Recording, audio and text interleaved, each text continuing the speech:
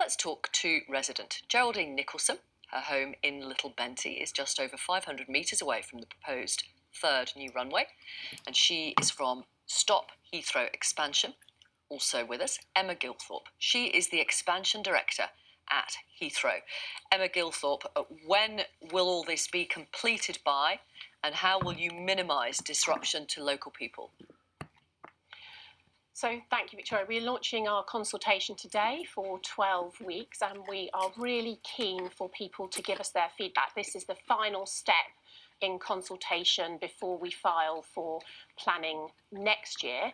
And as part of the consultation, we're setting out our preliminary views on the environmental impact, alongside all of the benefits that come with expanding Heathrow in terms of the jobs and growth and the great public infrastructure that will come along with it.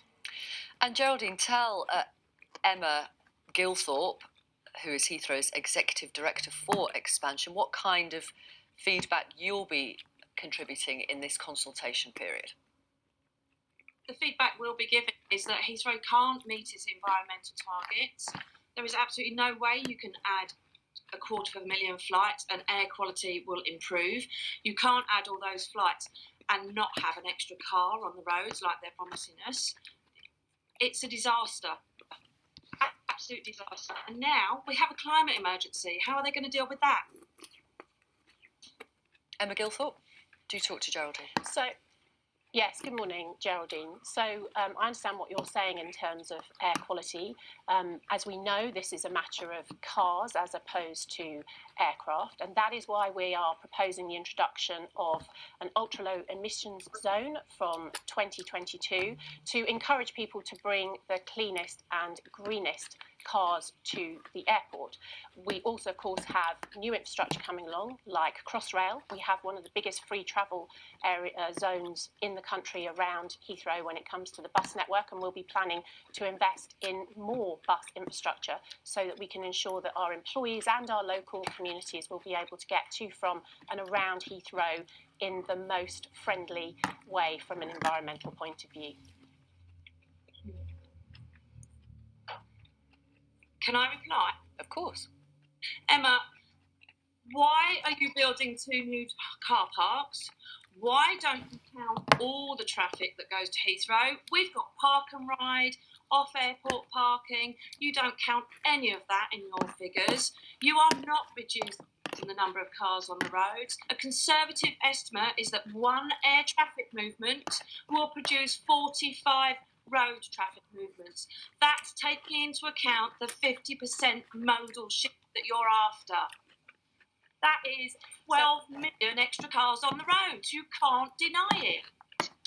Well, I can show you the evidence over the last decade, Geraldine, which is that we have significantly increased the number of passengers coming to the airport, but we have not increased the numbers of cars on the road. And we've done that because we've invested in infrastructure that gets people to, from and around the airport. As I said, we've got the Piccadilly line expansion, we've got Crossrail, we significantly invest in local bus infrastructure. We have the biggest car share scheme in Europe here at the airport, and one of the only cycle hubs that exists at any airport in the world. So the evidence says that we have managed to achieve this, and this is why we believe that we will achieve in future. But it's not what we think.